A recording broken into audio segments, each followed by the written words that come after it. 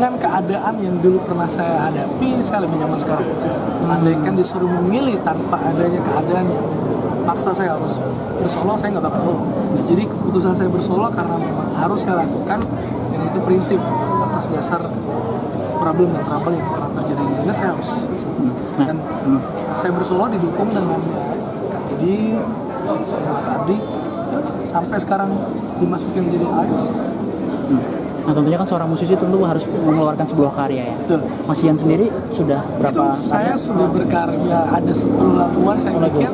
Yang tadi saya bilang, mungkin menurut pendengar masih terdengar idealis saya. Yes.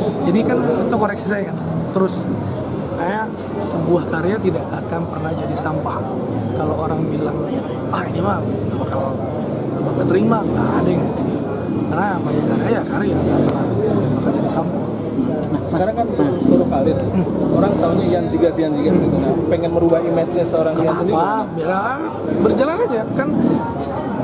TV, talk show, ada pengenalan melalui seperti ini. Ini kan bagian dari, kalau saya bikin positif dengan seperti ini, teman-teman pasti kan akan share, dan orang-orang yang sebagian, masa ya satu orang nggak ada yang baca, nggak ada yang lihat ya. Oh ternyata dia udah keluar dari tahun 2015, saya keluar baru solo 2017.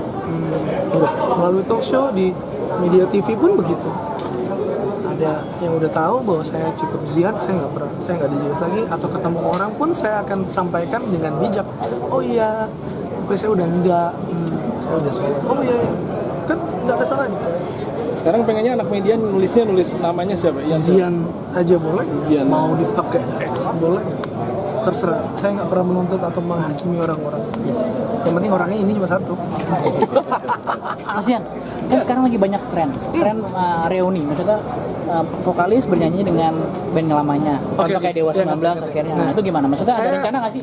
Saya nggak pernah ada rencana apapun, tapi saya menyambut mereka apabila mereka welcome. Yes. Karena keputusan saya keluar dari band atas problem yang memang mereka juga tahu. Ya. Saya membuka membuka hati, kalau mereka mau datang untuk tegur siapa, saya sambut. Kalau tujuan mereka ingin ada Irwana, ya saya pun nggak akan sambut. Cuman kan nggak mungkin saya menunggu-nunggu itu, biar mengalir aja. Kalau boleh tahu nih Mas, boleh. apa sih sebenarnya masalah yang mungkin apa idealisme dalam bermusik udah mulai nggak sialan atau gimana sih kalau boleh Saya tahu? main dengan AIRS di saat masa-masa band sedang produksi. Yes. Saya diajak proyekan dengan Kak Abdi, ayo bantuin AIRS, karena leadernya AIRS itu Kak Abdi. Dan ternyata banyak yang minat. Saya banyak main tapi tidak mengganggu jadwal band, kan lagi produksi. Ya. Namanya dulu zaman rekaman produksi, instrumen dulu dong, vokal belakangan. Oke, yang penting saya sudah kasih waktu kapan saya bisa untuk take vokal. Tapi ada salah satu personel yang mereka memandang itu dengan penuh kebencian, jadi jatuhnya sirik. Wah ini terlalu banyak nih Mas Dari. Ya udah akhirnya saya meetingnya sama manajer. Keberatan nggak? Ya manajer nggak keberatan selama tidak mengganggu. Tapi orang yang komplain itu ternyata ya alibinya sirik, karena saya banyak off-air dan banyak kolaborasi dengan musisi senior, mungkin jadinya ke finansial mereka jadi. Nah akhirnya saya bertemu, meeting internal, keluarlah di situ kata-kata di mana saya direndahkan, saya nggak bisa hidup, saya bukan apa-apa, saya nggak bisa apa-apa, saya bukan siapa-siapa. Oh ya sudah, saya keluar dari band. Kalau teman-teman dihadapkan dengan kalimat-kalimat seperti itu, saya yakin akan bertindak seperti saya pasti. Walaupun itu menghantui, tapi kita gengsi ya, kita punya harga diri. Saya dianggap nggak bisa apa-apa tanpa mereka, bukan apa-apa, nggak bisa apa-apa.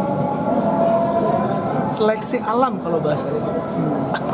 Bisa dibilang kan hal-hal itu bisa membuat down ya misalnya. Maksudnya dalam arti ada sebuah refleksi atau ada sebuah titik balik ke seorang Zian akhirnya mantap untuk bersolo karir.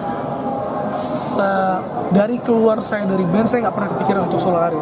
Justru keluar dari situ saya mengajukan keluar itu 3 kali, mengajukan surat di label ditolak. Begitu keempat kali, kalau nggak salah ketiga 4 kali baru diterima. saya mengajukan resmi ya, saya mengajukan pengunduran diri, baru diterima. Setelah itu saya ditawarin solo di tahun 2015. Saya bilang saya nggak mau. Kalau satu label dengan band ini saya nggak mau. Pada saat itu ya saking udah Si idealis. ya masih yang aduh gila kan bahasanya direndahkan ya, dileceh, dilempar apa ya, digampangin lah, ya udah Dilamparkan.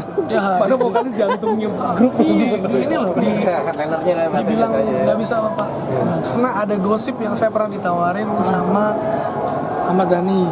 Dulu Om Akaz Zakaria telepon saya sebagai manajemennya dari RCM begini.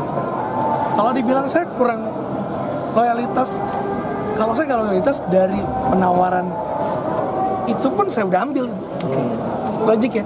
Yes. Ya, logika, udah itu aja, simpel. Berarti kan itu alibi dia, teman-teman ada satu personil itu yang, oh ini orang sirik ini. Ya. Selesai, seleksi alam. Sekarang di 2021 nanti, ini kan tinggal berapa minggu atau hari, apa yang harapan untuk tahun 2021? Harapan saya mudah-mudahan saya masih teman-teman semua masih berkenan mendengarkan karya dan suara saya. Saya minta bantuan doa semangatnya dan mudah-mudahan saya bisa jadi orang yang lebih humble, bisa bersahabat dengan teman-teman media TV, cetak atau online apapun, mudah-mudahan karena saya cukup banyak teman-teman dari media yang kenal baik, ya saya akan jaga itu.